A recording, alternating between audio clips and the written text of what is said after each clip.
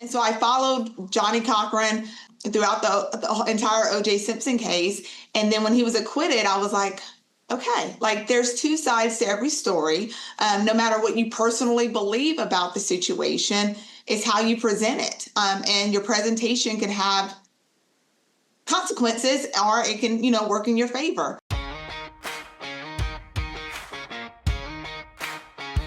Welcome to the Texas Lawyer Podcast, where we share stories from those who choose to practice law in the great state of Texas. I'm your host, Cheryl McGirr. Today we're talking with an attorney who I first encountered as my opposing counsel on a fairly difficult family law case. She impressed me immediately, not only with her competence in the courtroom, but her overall manner and approach to the practice of law. Having served most recently as our immediate past president of the Williamson County Bar Association, today we're talking with Cheryl Miller. Thanks, and welcome to the show, Cheryl. Thank you, Cheryl, for having me. Well, Cheryl, can you just tell us a little bit about yourself before practicing law? Okay, sure. Before I started practicing law?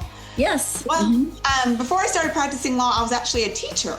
I taught for 10 years at a school district in Wiley. I taught 10th grade English, and I was a drill team director. But prior to that, I went to law school. So I had the traditional approach to law school. And then when I got out of law school, I practiced law and I hated it. I hated the area of law that I was practicing. And so I quit. And I was like, I'm going to be a teacher. And I taught for 10 years and absolutely loved it. But then personal things happened and I had to move back to the area. And so I said, well, I have a law degree. Let me go practice law. And I've been doing family law ever since. So, well, tell us, let's go back to before you even went to law school. Where were you living? What was your life like? And what were the things that made you go, yeah, I want to go to law school?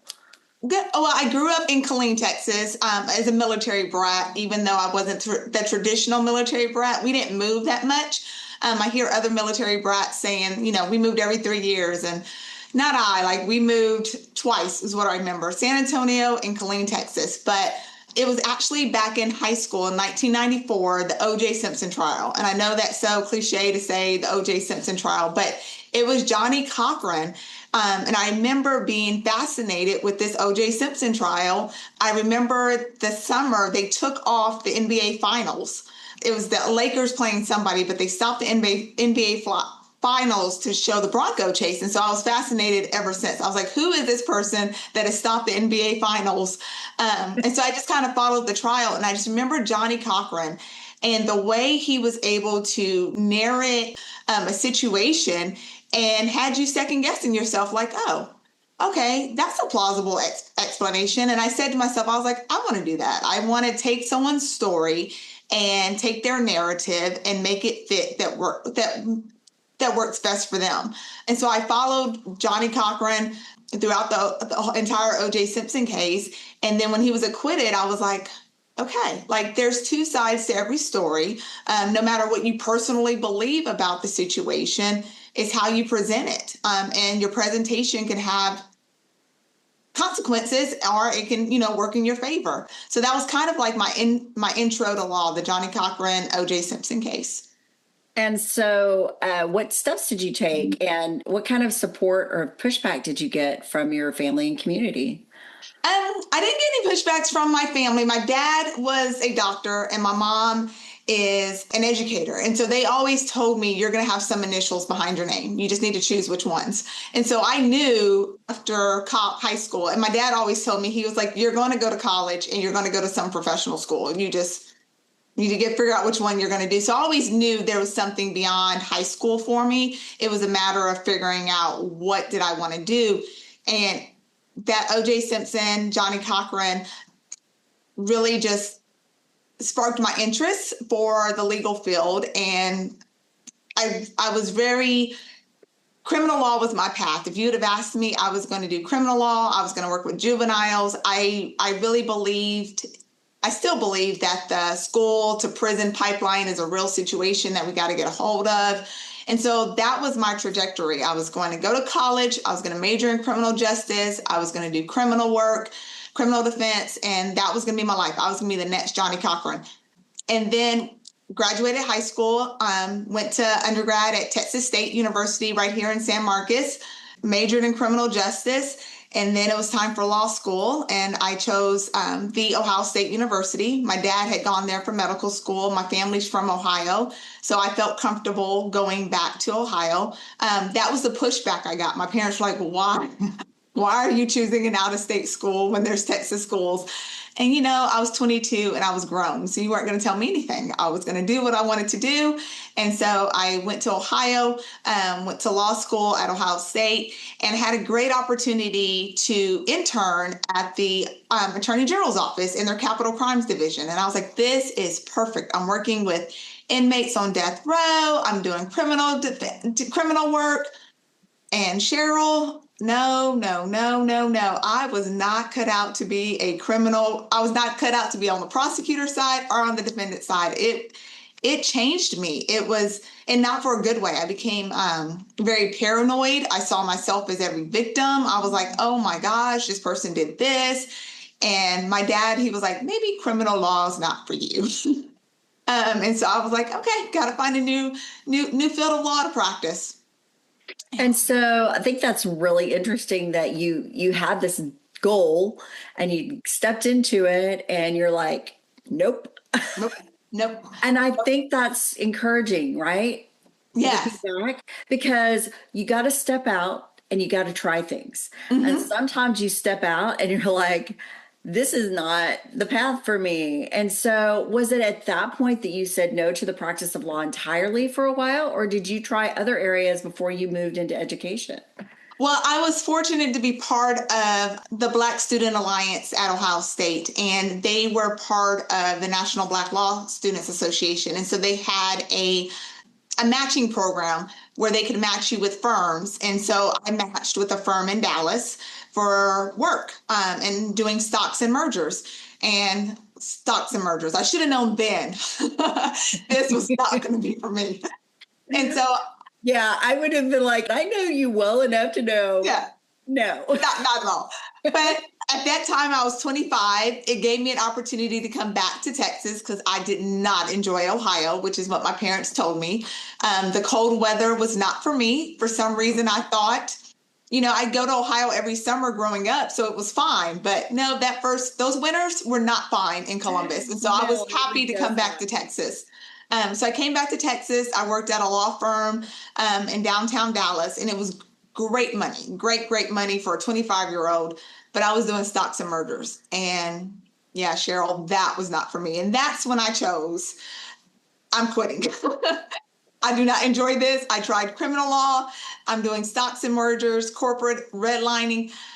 I hated it. So I quit. And my parents were like, what are you going to do? You just graduated law school. You passed the bar. You quit your job. And I was like, I don't know what I'm going to do. I'm going to go figure it out. And so I started working temp agencies.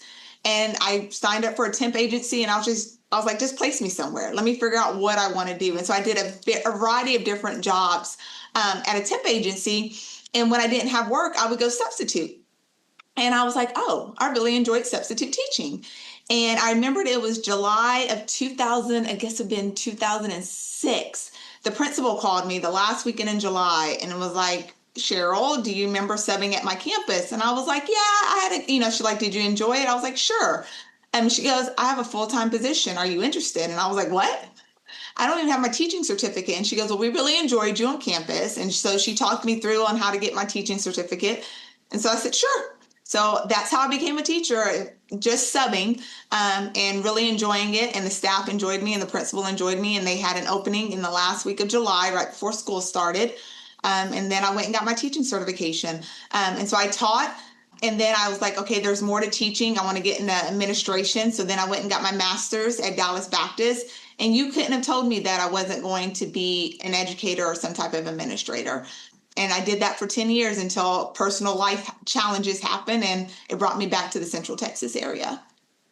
Wow, that's really interesting. I love the parallels because I'm like relating to you so much. I was a teacher.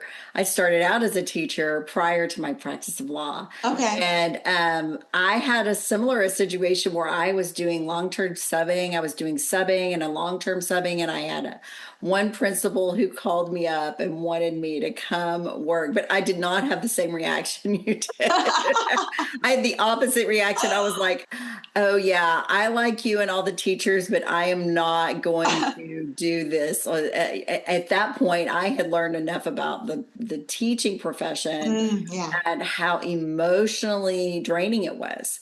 And not that the practice of law is any better now, I don't think. But at again, mid-20s, you're like, oh, I don't know about that. Let me try something else. And so, yeah, education, and it's pretty amazing. I've done several of these interviews now, and how many attorneys that we interact with every day have had time spent in education as a teacher.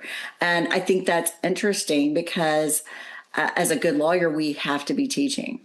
Right. And so, I use those skills quite often in my practice, especially the relationships and the building the relationships and the saying treat people the way you want to be treated that you used to tell your students all the time. So yeah, those skill sets from teaching I'm definitely seeing every day in my practice. yeah. So, what were let's talk about when you came back into the practice of law. What were some of the challenges you had after being out of the practice and then coming back in? One of the great things is that our law license, as long as we pay our dues, Yes. it doesn't go away. So you didn't have to retake the bar, thank God. And I'm guessing, did you have to take the bar coming into Texas, or did you take the bar in Ohio and then transfer in? No, I took the Texas bar. So I graduated in May of 2004. And then at the law firm I was at, I was able to be a law clerk until I took the bar because I was like, there's no way I'm taking the July bar. I just graduated. I have to move back. And so they allowed me to be a law clerk. And so then I took the February bar, I guess it would have been February 2005, and passed. And so then I was able to be an official practice licensed attorney in Texas. But I took the Texas bar. Yeah. So when you decided to come back to the practice of law, what was the deciding factor on this is where I'm going to come back into practice? How did you choose what you wanted to do at that point? Sure. So when I came back, my mom, who's a teacher in Killeen, it was like, oh, you're going to teach. Let me find you a teaching job, right? She was like, we'll find you a job in Killeen. That way you can teach. And I was like, oh no, I'm coming back. I'm going to do law, right? I'm going to do something different. And so my biggest struggle was figuring out what area of law am I about to do? Because I've done stocks and mergers. I've done criminal. What are we going to do? And so I just I opened up my own little law practice, and I said, I'm just going to try everything and figure out which one I wanted to do. But I had to narrow it down because I didn't want to be too broad.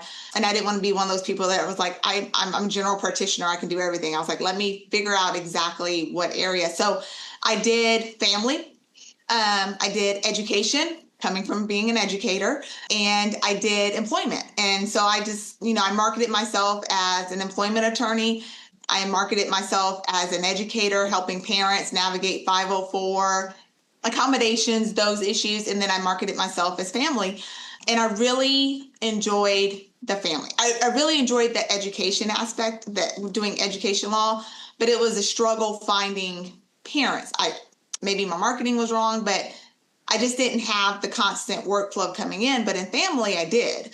And I really enjoyed the family practice. The struggle was learning family law. I had never done it before. I was like, what is this family code? There's local rules. So it was learning the family law, learning the family code, and just figuring that out so I could help my clients. The education aspect was a little bit easier, even though I didn't know the education side. I worked it, I lived it. So I knew their experience.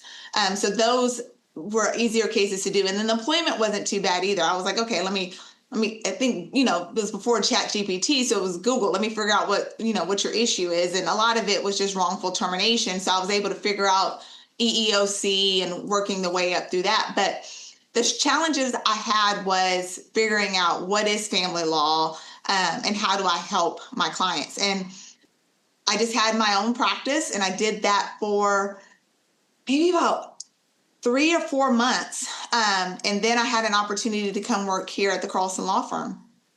So tell me about the challenges you faced early on going into family law, because it's just a different area of law. Breed. Yes. It's the same, but it's different. It's like all the rules are the same for how we're supposed to conduct ourselves in the courtroom. The rules of evidence are the same. The rules of civil procedure apply, but yet it is its own beast. And so what were some of the challenges and what were some of the wins that you had early on that caught you and brought you further in? I enjoyed it, Cheryl. Like I had to figure it out. I had to look at the family code. I had to figure out, like you said, the law is what it is. The statute says what it is. And so once I figured out what that was, I really enjoyed applying it to my client's case. And that brought me right back to Johnny Cochran. And I was like, that's all he did. He took the facts that he was given and applied it to his client's case and was able to create a narrative that worked for his client. And I found the similarities in family law. I was like, okay, here's what the statute said. Here's the facts of the case. How do I apply these facts to help my client? And I found I enjoyed it every single day. Every time I got a new client, it's different. And that's what I tell people now. I was like, one thing I love about family law, people ask me now, are you still happy? And I was like, I'm happier now. Like every day is, not to say pure joy. Those are we have the hard days, but every client able to take their facts is different. And I think that's something just about my personality. I don't like the conveyor belt. I like to steer off the conveyor belt. So I get to do that every day. Every new client is so different. Even if the facts are very similar, there's some difference that's going to make me go, okay, how do I make this work for my client? How do I make this work? And I just really enjoyed that aspect of taking a set of facts, looking at the statute, and then sometimes having those hard questions with your client, like, it's not going to turn out the way you want it to turn out. Let's figure out another way to do this. Yeah. So, I think setting expectations is a big thing you have to learn as a lawyer. Yes. And I think that's another place that I think that education background really comes in, because then you're having to teach the client, okay, this is what the law is, and these are your facts. And when we apply the law to your facts, you think it's going to turn out like situation A, but really history tells me it's going to turn out more like situation B. So where can we find a place that lands with the law and the facts for your family, for you to have success in your family? Yes. So we all have our cases that like capture our attention. Do you have any cases that were early on that made you go, yeah, I'm doing the right thing? Early on? No, not Even early recently. on. I'm like early on, I look back and I'm like, oh my gosh. I looking back now, I'm like, oh, I could have done that different. Oh, I should have did this differently. But I learned early on. I'm trying to think of an early case. There was one that was a heartbreaking one, where it was pre CJC, where it involved grandparents. And I represented the dad, and it was heartbreaking because by all accounts, and I still believe to this day, dad should have had his child, but the grandparents had the better facts. They were more stable. The mom had lived with the grandparents, before she passed away. And so now I would love to take that case because of the way the law is written. But back then it was easier for grandparents. And I was on the not successful side of it. The court ruled against my client, and that was a heartbreaking one, but it didn't make me say I'm done. It made me say, I'm going to keep doing this because I'm going to keep fighting for people who have rights to see their children, who are not bad people. And just the facts of the case, the parties aren't together. And that was a challenging one because I really disagreed with the court on that one. You had a dad who was fit by all means, and you had grandparents who were fit by all means, and you had a deceased parent, and Yeah. So that one I wish now I could have. I'd be like, oh, this was going to be so easy to do because the dad was really, but that was a challenging one early on and I just had to learn. But opposing counsel was very generous. And actually opposing counsel I still see today. And he was like, you gave me a run for my money. I didn't expect it to be that hard. And I was just like, he was a good dad.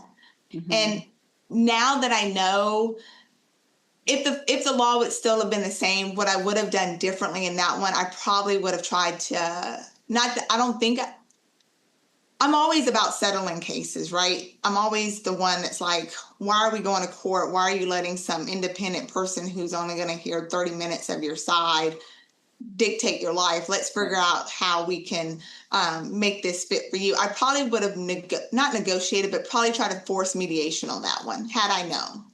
Yeah, I think it's so interesting because even our losses can turn into wins because of what we learn through each situation. And you're like me. You've been doing this for a while. I've hit the 20-year mark and I've passed the 20-year mark now. And it's like, what? How did that happen? And so you forget until you take time and look back and go, man, I didn't know this. I didn't know this. And now how could I handle those situations differently? And how do I handle those situations differently? Yeah. There's something to be said for the experience of seeing how the law is applied to different sets of facts in the family law situation. Because family law is challenging and it does changes. I think you mentioned that case that really changed the fit parent presumption in Texas. And I had a very similar case with a mom with a deceased dad who had had custody, and mom just wanted to be with her child. And similar things. It was the law was a little bit different then, and we had grandparents who were very involved and very stable, and so it was a real heartbreak, real heartbreak that for not her own fault that she wasn't able to be a daily part of her child's life. It really, those cases, they grab you and you hold on to them. I think it's so important to be able to give our clients this sage advice that we're gaining, because we're not fresh out of law school. We're not just throwing everything against the wall to see what sticks. We've learned a thing. We've learned. Yes. We've learned. I like that. We've learned, and we know our judges. And so we can have that heart-to-heart conversation with our clients and say, hey, this is your judge. This is the historical pattern with your judge. Yeah. That really matters, because when you're looking where the deciding factor is the best interest of the child, and the trial court is given a huge swath of judgment range. Yes. And they have a lot of range that they can go. And as long as they have some evidence to support what they believe is the best for that child, they're going to be able to do it. So, that just speaks again to the importance of our judiciary and electing really good people as judges, people who have good judgment, not necessarily red or blue, but does this person have a history of exercising really good judgment? And are they the kind of person who can spot the liar, who can spot the truth teller, who can see past that 30 minutes that we have sometimes to present our case? I was telling a client just yesterday, we were talking about the reason why it takes so much time ahead of a trial. I said, you don't understand, we have a day, but what we really have is 3 hours. We have 3 hours to take your whole story and to put it into a very cohesive short story that still conveys all the very important aspects of your huge story. So we've got to get that down, and that takes a little bit of practice, learning how to try a case in 2 hours. And it's challenging. It's challenging. I give my clients a sheet of paper and I tell them, I'm saying, this is trial, fold it in half. And they're like, okay. And I go, fold it again. And they're like, okay. And I'm like, fold it again. And they're like, but it's only a fourth of a page. And I said, that's what the judge is going to hear. Like, you have this full 8 by 11 page of everything you want me to say. We're going to fold it in half because your time's limited now, right?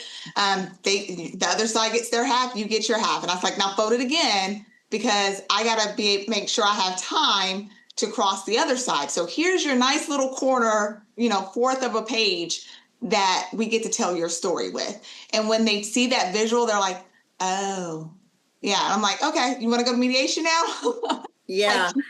I love what you said about mediation. I agree. It's why let's try to figure a way out.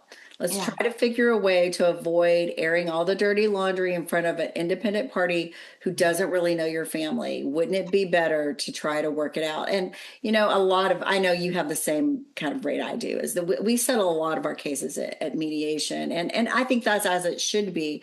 And we have some great mediators in our area Yes. that I love working with. So that makes it really great. Well, what advice would you give to someone who is interested in becoming a lawyer? Oh, listen. Give yourself grace. I've learned I had to give myself grace with my challenging cases and with my rewarding cases. Got to give yourself grace. And I would say you got to try. You just got to try different areas of law until you find one that gives you the joy. In 1994, if you would have told me I would have been an attorney in Round Rock doing family law, I'd have like, there's no way. Like, there's just no way. But life's path led me here, and I'm so thankful. And it really was just trying. Okay, I knew stocks and mergers was not going to be me. I knew criminal defense was not going to be me. And so I had narrowed it down to education, employment, or family. And I really found the joy in the family law. I think it came back to building relations with my clients, building relationships, and making an impact. Having an impact on someone's life is rewarding to me. I do spend a lot of time in the community doing community service, and I think that just goes to who I am as a person. I like to give back, and practicing family law allows that.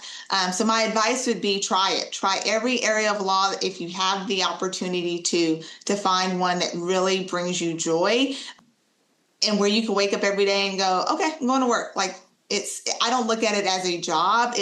It's a very rewarding passion for me. That's really great. And that's what we need in the practice of law. We need people who are passionate about making a difference, making a change. So you have been involved in the community. You've done quite a bit. Thank you so much for serving on the Williamson County Bar Association. You most recently served as the president. Yes. And I know that was challenging, boy, but we really appreciate your contribution. That's a lot of time and sacrifice in serving on those boards. And so thank you for that. Yeah, thank you. Where do you think your practice is sending you next?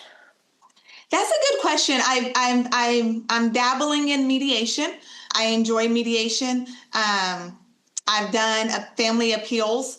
So those are the days where I'm trying to figure out, do I still enjoy litigating, or do I want to sit behind the desk and write?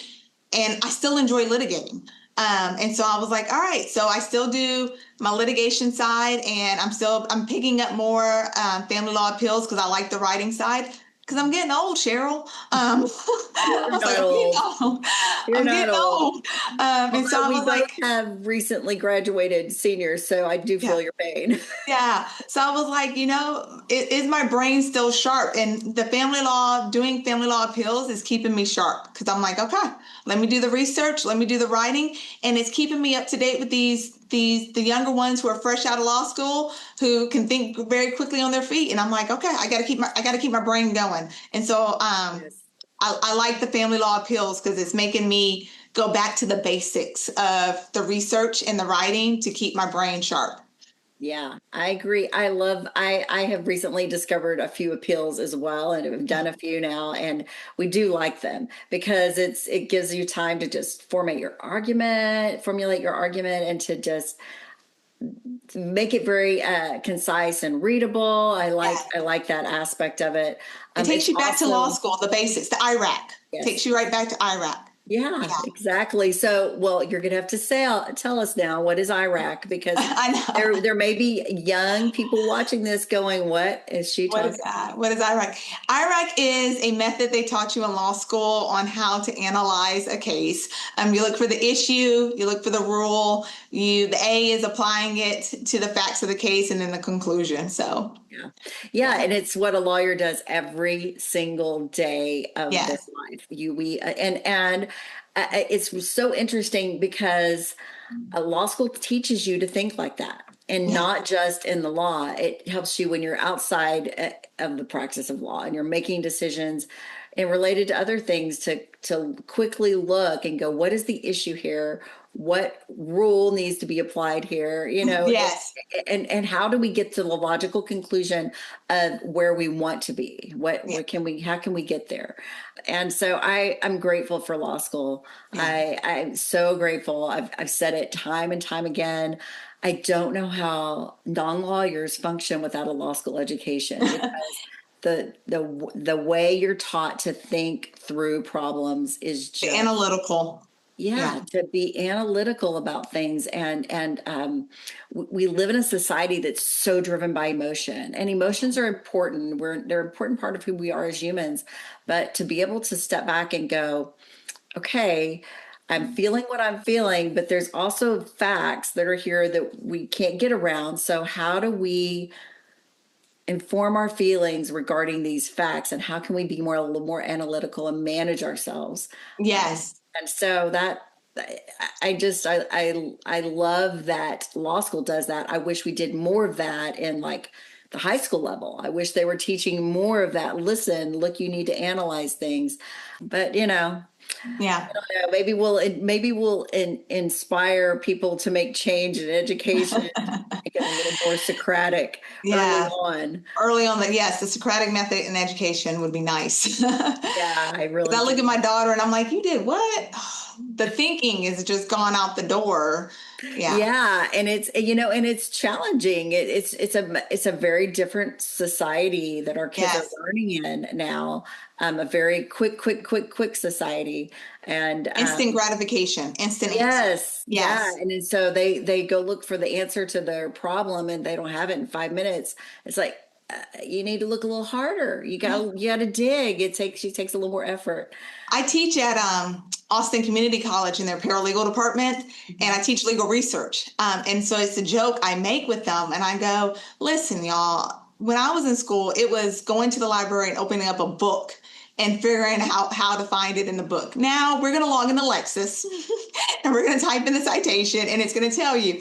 So they always joke because they're like, what? No, they're like, you had a book? And I was like, yes, we had to open up a book and we had to find the answer. And if it wasn't there, we went to another book to find the answer. And so I always joke with them about, the luxury that they have now with the internet and Lexis and Westlaw, able to just go in and put in the citation or the case name, and there you go.